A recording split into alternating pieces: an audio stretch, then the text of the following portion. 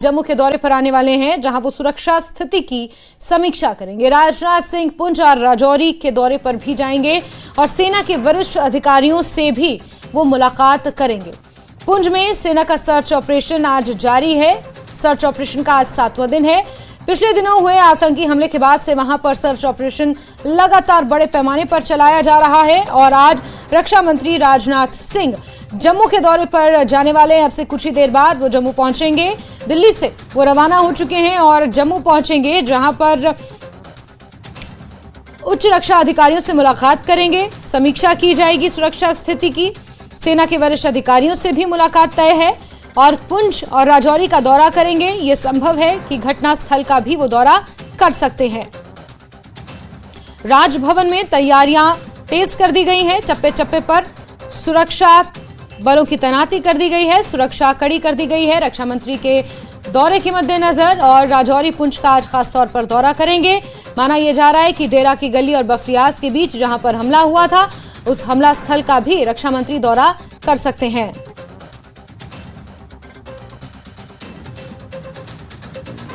सिन्हा इस वक्त technical airport Jammu पहुंच चुके हैं और यहां आज डिफेंस मिनिस्टर राजनाथ सिंह आने वाले हैं और उनको रिसीव करने के लिए यहां पे जितना भी प्रशासनिक अमला है और उसके साथ साथ जम्मू कश्मीर के एलजी मनोहर सिन्हा यहां पे पहुंच चुके हैं। और कुछ ही वक्त में जो डिफेंस मिनिस्टर राजनाथ सिंह है वो जम्मू के टेक्निकल एयरपोर्ट पे पहुंच जाएंगे, जहां उनका स्वागत किया जाएगा, उनको रिसीव किया जाएगा। यहाँ पे वहीं से वो टेक्निकल एयरपोर्ट से सेना के चॉपर में यहाँ से पुंछ जो जा सकते हैं और वहां एक हाई सिक्योरिटी लेवल मीट जो है वो उनकी हो सकती है। सेना के जो टॉप ऑफिशियल्स हैं उनसे जो है मुलाकात हो सकती है और उसके बाद वापस वो उनको जम्मू आना है। यही टेक्निकल एयरपोर्ट से उनका काफिला जो है वो निकलेगा राजभवन के लिए और राजभवन में उनको एक हाई लेवल जो सिक्योरिटी मीटिंग है वो करनी है। और कई मायनों में राजनाथ सिंह का ये जो विजिट है कहीं अहम है, क्योंकि हाल ही में जो बफलियाज में पुंछ में जो इनकाउंटर हुआ है उसमें सेना के जो हैं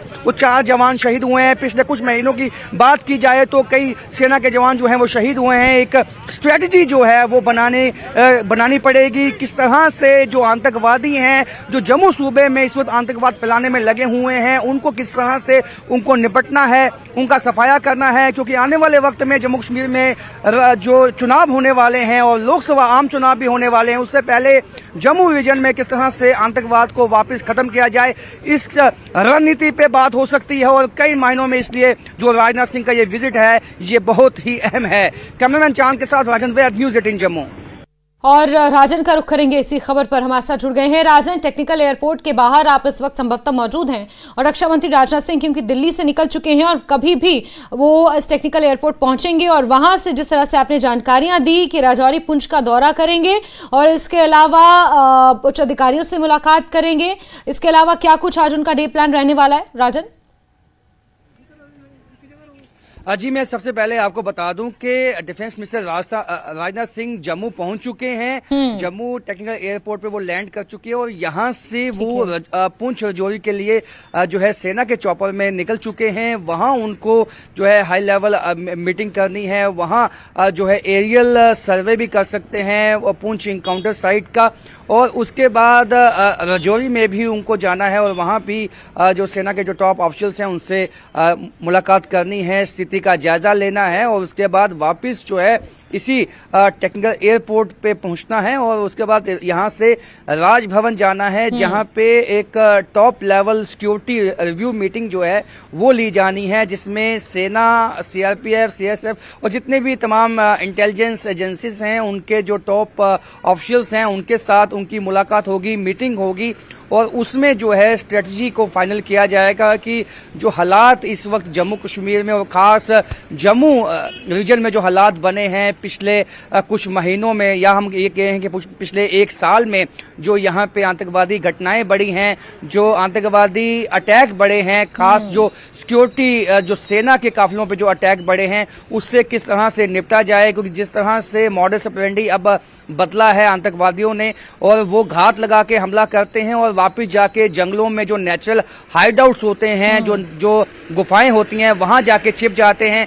फिर कई महीनों तक छुपे रहने के बाद वापस एक स्ट्रेटजी बना के जो है वो अटैक करते हैं। इस नए तरीके को किस तरह से निपटना है और जो आतंकवादी इस वक्त पीर पंचाल के रेंज में मौजूद हैं वो कितना बड़ा सिक्योरिटी थ्रेट बन सकते हैं, क्योंकि लगातार जो है सेना के काफिलों को निशाना बनाने की जो वारदातें हैं वो सामने आई हैं। और इन तमाम बातों पे चर्चा होगी कि किस तरह से जो तमाम सिक्योरिटी एजेंसीज हैं उनमें जो कोऑर्डिनेशन है वो कैसे बेहतर हो सकता है, और इसके साथ साथ जो आम लोगों का इक़दामात है, आम लोगों का जो कॉन्फिडेंस है वो किस तरह से जीतना है, ताकि जब आम लोगों का जो कॉन्फिडेंस अगर साथ होगा, अगर विश्वास उनका बनेगा तो एक सेना को मजबूती मिलेगी, सिक्योरिटी फोर्सेस को भी कहीं ना कहीं मदद मिलेगी। क्योंकि जब यहाँ पे आतंकवाद पीक पे था जम्मू सूबे में, तब यही लोकल लोग थे जिन्होंने सेना को जो सूचनाएं, बहुत अहम सूचनाएं दी थी, और उसके चलते सेना ने कहीं आतंकवादियों को यहाँ या तो मार दिया था या वो वापिस पीओके के भाग गए थे। अब वापिस जो है कि आईएसआई और पाकिस्तान की कोशिश ये है कि क्योंकि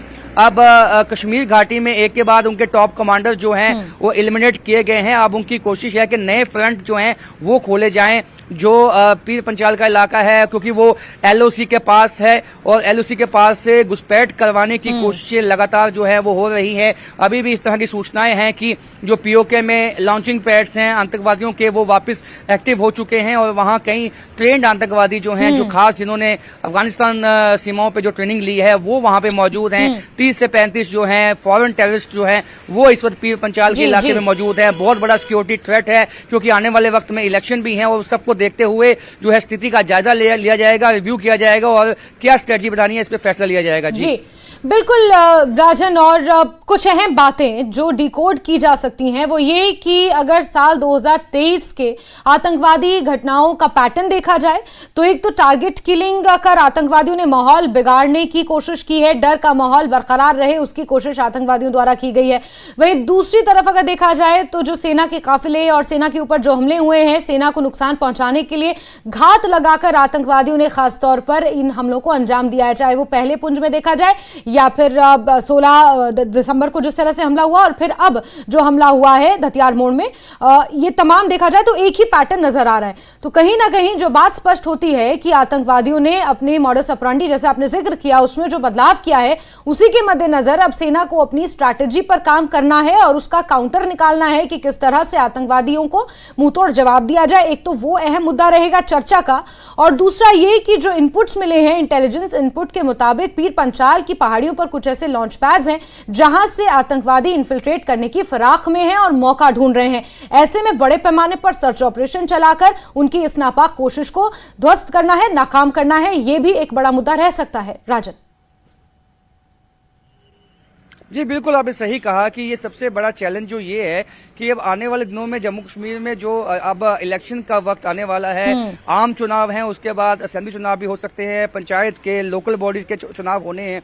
तो जिस तरह से जम्मू रीजन में अब आतंकवादी घटनाएं बढ़ी हैं, तो ये एक चैलेंज इसलिए भी बन गया है कि अब जो उनका पैटर्न है, जैसे आपने कहा, वो चेंज हुआ है। अब वो घात लगा के होल्ड नहीं करते हैं, भाग जाते हैं और वहां से फिर नई स्ट्रेटजी बना के वापस आते हैं। तो ऐसे में जो नेचुरल गुफाएं हैं, जो कि बाटा दूरियां का या पीर पंचाल रेंज के जो घने जंगल हैं, उसको किस तरह से पाटा जाए, उसको किस तरह से वो जो चुनौती है उसका सामना किया जाए, और आतंकवादियों को जो वो उसी रेंज में मौजूद हैं उनको किस तरह से कॉर्डन करना है, उनको किस तरह से एलिमिनेट करना है, और वापस जो कोऑर्डिनेशन है एजेंसीज की वो कैसी होनी चाहिए, जो पुलिस के साथ या बाकी सिक्योरिटी एजेंसीज के साथ कैसी होनी चाहिए, ये तमाम विषय हैं जिसपे जो है गहन चर्चा हो सकती है। और इलेक्शन में किस तरह से लोग बिना बेखौफ होकर अपना वोट डाल सकेंगे, इस पे भी बात होगी। क्योंकि पुलिस का ये जिम्मा है कि लोगों में जो एक कॉन्फिडेंस है उसको रिस्टोर किया जाए, और ताकि जब चुनाव हो तो लोग बढ़ चढ़ के जो है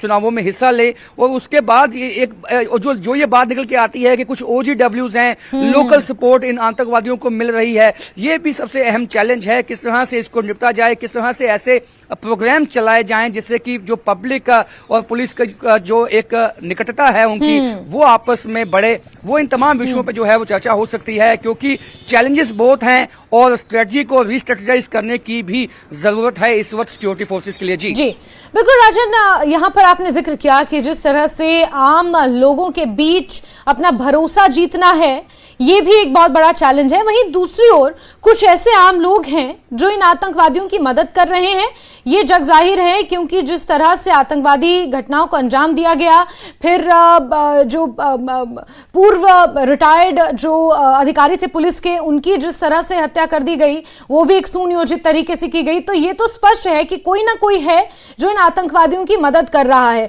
15 से 20 लोगों को हिरासत में भी लिया गया है, उनसे भी पूछताछ हो रही है पुंछ इलाके से। तो कहीं ना कहीं ये भी एक बड़ा चैलेंज है कि लोगों में कॉन्फिडेंस बनाना और कॉन्फिडेंस को जीतना कि हम आतंकवाद के खिलाफ लड़ रहे हैं और एक अच्छा जीवन देने की उन्हें कोशिश कर रहे हैं। ऐसे में उन्हें कौन सी साइड चुननी है, ये भी एक बहुत बड़ा चैलेंज है यहां पर। बिल्कुल आपने सही कहा कि ये एक अहम चैलेंज है, क्योंकि लोकल सपोर्ट जब तक आतंकवादियों के पास नहीं होगी, उनको लॉजिस्टिक प्रोवाइड करने वाला कोई नहीं होगा, उनको खाना पीना प्रोवाइड करने वाला कोई नहीं होगा, तो ज्यादा देर तक वो टिक नहीं सकते हैं इन घने जंगलों में। तो कहीं ना कहीं जो लोकल सपोर्ट है उनका साथ लेना बहुत ही इंपॉर्टेंट होगा, क्योंकि जब हमने, जैसे मैंने पहले कहा कि जब जम्मू सूबे में काफी आतंकवाद था, पीक पे था अपने, और यही इलाके थे जहां पे बहुत ज्यादा जो है घुसपैठ होती थी, तो तब लोकल सपोर्ट की वजह से, लोकल सूचना इनपुट्स आते थे सेना के पास, उसी की वजह से हम इस पे काबू पा सके और वापस वही कॉन्फिडेंस स्टोर करना होगा। क्योंकि कई ऐसी जो इनपुट्स आई हैं कि कई ऐसे जो सरेंडर्ड मिलिटेंट हैं, सरेंडर्ड आतंकवादी हैं, जिन्होंने पहले सरेंडर कर दिया था, अब वो वापस उनको आईएसआई रिवाइव करने की कोशिश में है और वो उनको रिवाइव ना कर पाए, सब पे पैनी निगाह बनाना इस वक्त सिक्योरिटी फोर्सेस के लिए चुनौती है और चुनौती का सामना करने के लिए नई स्ट्रेटजी हमें सेना में देखने में बिल्कुल राजन, और यही अहम मुद्दे हैं जिन पर चर्चा होगी सेना के उच्च अधिकारियों के साथ और दौरा करेंगे रक्षा मंत्री राजनाथ सिंह। तस्वीरें भी सामने आ चुकी हैं। राजन, बहुत शुक्रिया हमारे साथ जुड़ने के लिए। नजर हालांकि आप बना के रखें, तो आप तस्वीरें देख सकते हैं। टेक्निकल एयरपोर्ट पर पहुंच चुके हैं रक्षा मंत्री राजनाथ सिंह, वहीं से तस्वीरें सामने आई हैं। राजन हमारे सहयोगी लगातार हमारे साथ बने हुए थे, राजन हमें जानकारियां दे रहे थे। राजन, आपका शुक्रिया। और इस बीच तस्वीरें लगातार आपको दिखा रहे हैं जहां उपराज्यपाल मनोज सिन्हा ने रक्षा मंत्री राजनाथ सिंह को रिसीव किया है और अब बताया जा रहा है कि सेना के चॉपर से वो घटनास्थल का भी दौरा कर सकते हैं।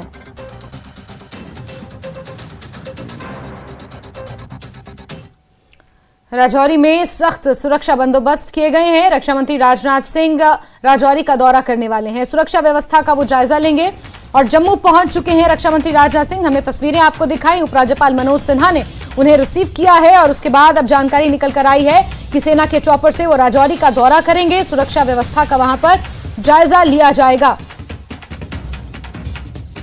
तो जिस तरह से घात लगाकर सेना के काफिले पर हमला किया गया, डेरा की गली और बफलियास के बीच धतियार मोड़ पर जिस तरह से हमला हुआ है, उसके बाद से पूरे इलाके को कॉर्डन ऑफ कर दिया गया है। चप्पे चप्पे पर सुरक्षा बलों की तैनाती कर दी गई है और इसी बीच रक्षा मंत्री राजनाथ सिंह जम्मू पहुंच चुके हैं और अब जानकारी निकल कर आई है कि वो राजौरी का दौरा भी करेंगे, वहां पर सुरक्षा स्थिति की समीक्षा करेंगे और सुरक्षा इंतजामों का जायजा भी उनके द्वारा लिया जाएगा। इस बीच सेना के वरिष्ठ अधिकारियों से वो मुलाकात करेंगे और कई अहम मुद्दे हैं सुरक्षा के इर्द गिर्द जिस पर वो चर्चा करेंगे। रक्षा मंत्री राजनाथ सिंह के विजिट को लेकर राजौरी में सुरक्षा के कड़े बंदोबस्त किए गए हैं। इस वक्त मैं राजौरी के उसी हवाई अड्डे के बाहर मौजूद हूं जहां पर जो रक्षा मंत्री लैंड करने वाले हैं और इसी के साथ ही वो 25 इन्फेंट्री टीम में एक बड़ी मीटिंग जो है वो करेंगे। 12 बजे उनके पहुंचने का जो समय है और 1 घंटा 10 मिनट तक राजौरी में रक्षा मंत्री रहेंगे। मैं आपको दिखाना चाहता हूँ कि सुरक्षा के किस तरह से बंदोबस्त जो हैं वो किए गए हैं। राजौरी के इस चौक में गाड़ियों की आमद-रफ्त को बिल्कुल रोका गया है, सुरक्षा के कड़े बंदोबस्त किए गए हैं। पैदल जाने वाले लोगों को ही यहाँ चलने की इजाज़त है। तमाम जो सिविल गाड़ियाँ हैं वो रोकी गई हैं और किसी को भी यहाँ से आगे जाने की इजाज़त नहीं है। सुरक्षा के कड़े बंदोबस्त सुबह से ही राजौरी में किए गए हैं और मंडी चौक से लेकर 25 डिव हेडक्वार्टर हो या फिर पंजा चौक हो, किसी भी तरह की कोई गाड़ियों की मूवमेंट जो है यहाँ पर जो गाड़ियाँ जो है वो आने की इजाज़त यहाँ पर नहीं दी गई है। न्यूज़ 18 के लिए राजौरी से मैं शक्ति शर्मा। और सांबा से